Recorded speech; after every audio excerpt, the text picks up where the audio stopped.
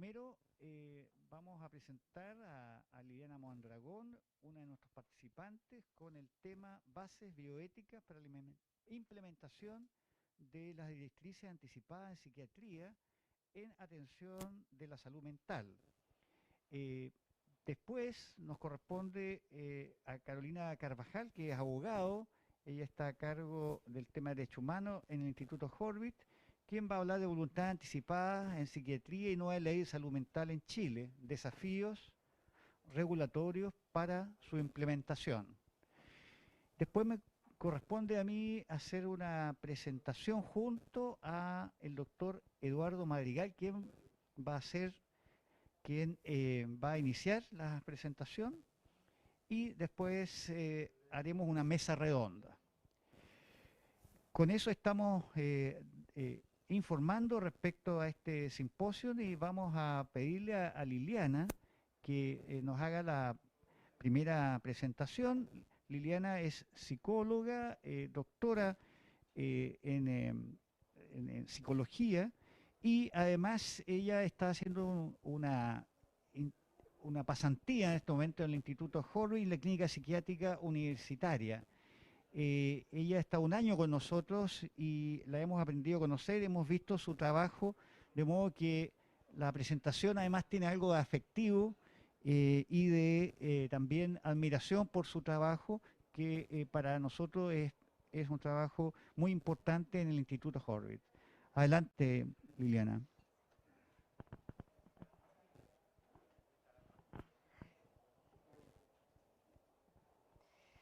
Hola, buenas. ¿Me quito el? Bueno, buenas tardes, buenos días a todos y a todas. Les agradezco la invitación y bueno, la idea es compartirles el trabajo que estamos realizando exactamente acá en la estancia postdoctoral. Y este es el título: Bases bioéticas para la implementación de las directrices anticipadas en psiquiatría en la atención en salud mental.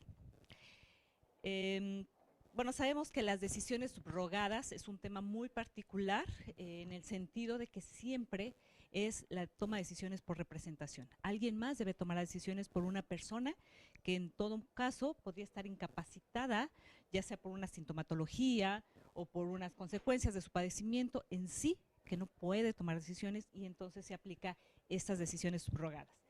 Sabemos que esta toma de decisiones tiene que estar con base en cuestiones éticas, garantizando que realmente sea apropiado de acuerdo a lo que la persona hubiese querido que se tomara para ella. Este es el caso de las personas que cursan o que tienen una condición mental, que generalmente siempre han estado supeditadas a esto, a estas decisiones subrogadas.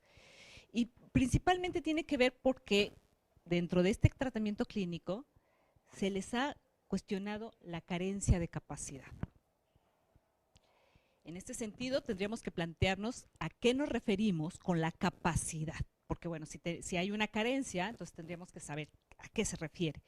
Cuando hablamos de capacidad nos vamos a entender o nos vamos a centrar en la parte de la capacidad cognitiva. Esto significa que la persona debería de entender la situación por la que está pasando y en ese sentido saber las consecuencias de esa situación, por un lado.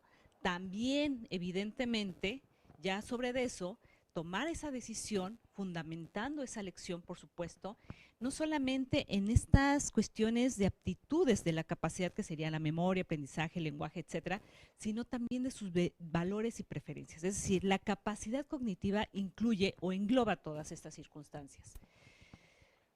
Es muy considerable pensar que la capacidad no es una y únicamente en una situación, sino que es gradual, es un continuo. Y lo más importante es que siempre tenemos que evaluar la capacidad en el sentido de una decisión concreta. O sea, no podemos decir la capacidad para todas las habilidades, sino solo en una en específico.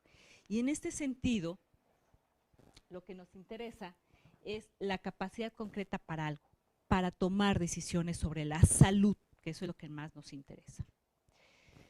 Por otro lado, perdón que tapo tiene que ver con esta, ya decíamos, con esta falta de capacidad o esta ausencia, porque a veces se plantea como ausencia, lo cual es incorrecto, decir que hay una ausencia de capacidad cognitiva. Y esto es un estigma que pasan las personas con una condición mental. Tendría en todo caso que pensarse que debemos reemplazar esta creencia por un entendimiento real de que la capacidad debe de ser una circunstancia que puede ser gradual y que puede estar disminuida, sobre todo para la toma de decisiones. Es decir, sí podrían tomar decisiones, sería la pregunta, pero con una capacidad que podríamos entender como disminuida. En este sentido, lo que nos interesa es pensar que la capacidad de una persona que sufre un trastorno mental puede estar disminuida o alterada, pero no podemos hablar de la ausencia como tal. En todo caso, aquí la parte importante también hay que considerar que el paciente o la persona que conserva cierto grado de capacidad cognitiva, si tiene la suficiencia para comprender cierta información, para emitir un juicio y para tomar decisiones, entonces esa persona debe ser considerada para toda la elección que debe de tomar para su salud o en su salud.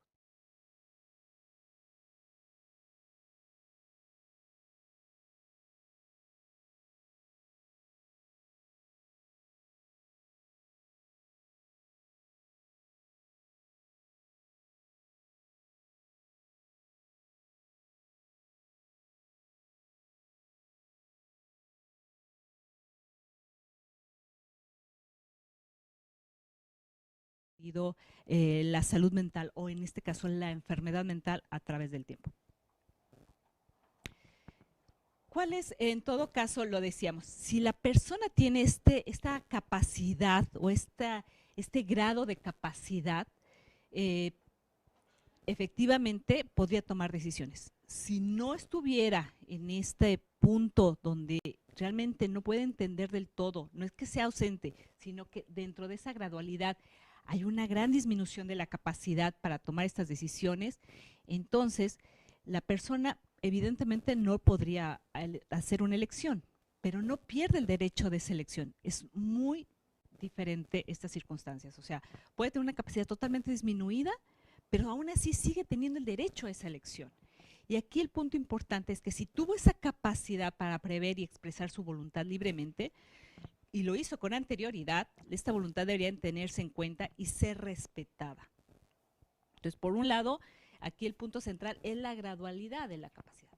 Y ese punto anterior está basado en el Convenio para la Protección de los Derechos Humanos y la Dignidad del Ser Humano con respecto a las aplicaciones de la biología y la medicina, mejor conocido como el Convenio de Oviedo. Y este Convenio de Oviedo, en su artículo 9, lo que plantea es otorgar cobertura jurídica a los casos en que las personas con capacidad de entender han expresado con anterioridad su consentimiento, ya sea para admitir o rechazar en relación con situaciones previsibles y para el caso de que no estén en condiciones de expresar su opinión sobre el tratamiento. Evidentemente, esto está basado no solo en la parte del final de la vida, que conocemos las voluntades anticipadas al final de la vida, sino también en esta parte de la cobertura que da a la cuestión de la salud mental, porque es uno de los el Convenio de Oviedo es de los únicos que toma el tema de salud mental muy en particular, o más bien el único, creo. Entonces, por un lado, tenemos esa parte de las voluntades anticipadas como derecho en este convenio. Y si nos enfocamos a la Convención sobre los Derechos de las Personas con Discapacidad, que la cual plantea que estas deficiencias mentales, intelectuales, son básicamente producto de cierta interacción con barreras que impiden a las personas a realizarse de manera plena y efectiva en la sociedad. Es decir, ya no es una condición particular o individual de la persona, sino tiene que ver con el medio social, con el medio de esta parte de las barreras que se imponen para que no puedan realizarse. Y entonces esta convención a todo esto le llama discapacidad psicosocial. Entonces, por un lado, el Convenio de Oviedo nos dice que las personas tienen derecho de tomar esas decisiones anticipadamente, y por el otro lado, la Convención sobre los derechos de las personas con discapacidad lo que nos dicen es que estas personas no tienen esa condición propiamente individual, sino que hay una parte social y que les permitiría realmente realizarse como tales. En este sentido, lo que nos dice esta convención es que las personas pueden desenvolverse siempre y cuando se aminoren estas barreras. Y en este sentido, una de esas es que requiere el reconocimiento de sus derechos fundamentales, el cual incluye pues, la toma de decisiones. En este sentido, también la bioética lo que nos menciona es, no solamente tendríamos que garantizar estas condiciones básicas, sino principalmente sería como reconocerlos como ciudadanos, a estas personas que pueden tener la posibilidad de elegir.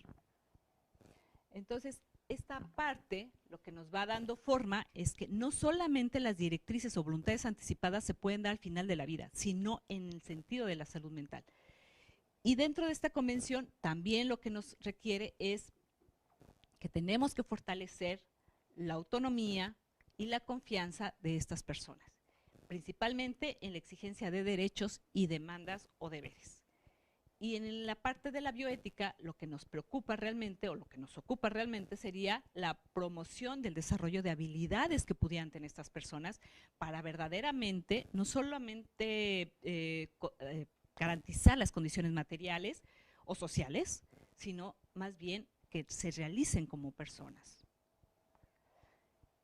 Esto es importantísimo porque finalmente todo esto ha estado dentro de la exigencia de las personas, de los grupos de personas con condición mental, pero sobre todo porque ellas han requerido o han exigido toda esta circunstancia de la toma de decisiones por ellos mismos. Esta frase que ellos decían que nada sin nosotros con nosotros, o de que se decidiera por ellos sin ellos, es algo muy particular porque incluso ellos lo toman como una conquista en realidad de su autodeterminación. Ante todo esto, estos antecedentes, digamos, de las convenciones, de las normas éticas y también bioéticas, lo que nos interesa son estas directrices anticipadas en psiquiatría. Lo que significa es que constituyen un proceso mediante el cual las personas con condición mental predeterminan los aspectos de su cuidado posterior y se aplica cuando éstas pudiesen carecer de la capacidad para que se conozcan y respeten sus deseos. Entonces, todo este background tiene que ver no solo con las voluntades anticipadas al final de la vida, sino ya decía que en algo muy material como las directrices anticipadas en psiquiatría o voluntades anticipadas en salud mental tienen diferentes nombres, aún todavía no hay un consenso de cómo nombrarlas, pero bueno, ahí está la propuesta. Ahora, ¿qué integran estas directrices anticipadas? Bueno, principalmente lo que constituyen o el contenido que deben de tener, según la literatura, son estas medidas terapéuticas que van desde los medicamentos a la terapia electroconvulsiva, el internamiento involuntario y algunas alternativas de hospitalización. También, dentro de este marco, lo que requiere en contenido es designar a las personas para representación, a quién dar aviso de que hay una directriz anticipada, signos de alerta y síntomas, actuaciones para sentirse mejor, medidas terapéuticas e información de preferencias en la atención y tratamiento. El proceso de las directrices, lo que nos marca la literatura y algunas cuestiones que ya hemos estudiado, tiene que ver con que evidentemente no se transgrede el principio de autonomía. Eso es muy importante, que también se respeten los derechos humanos en las que están sustentadas, así como la dignidad y la integridad de las personas, por supuesto. Y algo muy importante, porque gran parte del rechazo que tienen estas directrices y por las que no se han podido implementar en los otros países donde ya están, digamos, como tal en actualidad, es porque existe una falsa creencia de que estas directrices son para rechazar el tratamiento, cosa que es totalmente erróneo.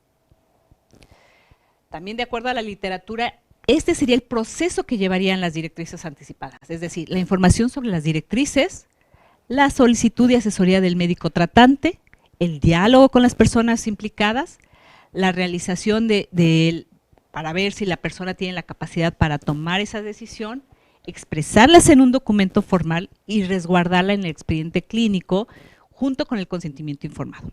Algo muy importante es que esto es una revisión periódica, o sea, no es como el consentimiento de al inicio y no, acá, y bueno, el consentimiento también se puede reconsentir. Acá la cuestión es, estarlas, digamos, modificando constantemente de acuerdo al curso de la enfermedad. Sabemos, de acuerdo a la literatura, que sí hay beneficios cuando hay unas directrices anticipadas para los pacientes. En las personas se fortalece la autonomía, la toma de decisiones, por supuesto, hay una adherencia al tratamiento, se reduce el sentimiento de minusvalía, del trato injusto o impositivo que muchos pacientes tienen. En el equipo de salud se agiliza la atención, también evidentemente hay una toma de decisiones, pero hay mayor información para eso, se conocen los valores y deseos del usuario, algunas se pueden negociar algunas contingencias y evidentemente se mejora la alianza terapéutica. Los elementos éticos en los que está sustentado las directrices anticipadas es evidentemente en la pauta de cuidados, en la responsabilidad ética de estos pacientes y en general de la relación médico-paciente, evidentemente los derechos internacionales como las convenciones. Implica el rol importante de los comités de ética, la parte personal y de las instituciones de salud también, y por supuesto los usuarios, el respeto a la autonomía, los derechos humanos y la dignidad e integridad de las personas, y tiene que ver con la justicia social también. Ahora, en la parte de las directrices y el internamiento, sabemos que gran parte de las recomendaciones de derechos humanos internacionales a muchas instituciones en salud mental es evitar o disminuir, por no decir extinguir, los internamientos involuntarios, ¿no? Sin embargo, hay estudios que dicen que se reduce en mucho el número de internamientos psiquiátricos si las personas cuentan con una directriz anticipada, ¿no? Entonces, eso es muy interesante porque eso nos ayudaría, digamos, a contribuir a esta demanda. Sabemos que el internamiento es, sí, una cuestión restrictiva, ¿no? Y eso es un punto importante. Hay criterios, por supuesto, pero acá también sabemos que se reducen, ya lo decía yo, en esta parte de los internamientos en los hospitales. También la convención lo que nos dice, ya decía, es a eliminar estos tratos o internamientos. Sabemos que hay una parte importante que nos dice la convención y la bioética de cómo tratar esto. Y bueno, que las directrices serían hay una parte del marco legal que ya está dentro de, tanto en México como en Chile, lo de las directrices anticipadas sería una cuestión de implementación. Esto es también parte del cumplimiento de las convenciones, lo que nos llevaría a todo. Y ya finalmente termino con hacia dónde iríamos. Y gran parte tiene que ver con el trabajo que estamos haciendo de la investigación, es de este proyecto que ya está aprobado por un comité de ética, y que tiene este objetivo, identificar las bases bioéticas en el sistema de salud en Chile, que permite un marco de referencia bioético para la implementación de las directrices en atención en salud mental en México. Y bueno, es un estudio cualitativo, y aquí les presento básicamente unos resultados preliminares. Y antemano agradezco a todos los que han participado por su generosidad en la experiencia y conocimiento, y tiene que ver con esto, y se los puedo decir en pocas palabras, son preliminares los estudios, un estudio de observación, y podríamos plantearlo desde el principialismo con los principios que están aborcados aquí, pero creo que desde una mirada de la bioética hermenéutica nos podría dar un mejor resultado. Sin embargo, lo que hemos visto no solamente es un listado o una herramienta plana, que serían las directrices como se han trabajado, sino sería una cuestión circular e interpretativa. Y creo que eso ayudaría mucho más a los pacientes y a la implementación y al equipo de salud. Y ya con eso termino. Muchas gracias. Gracias.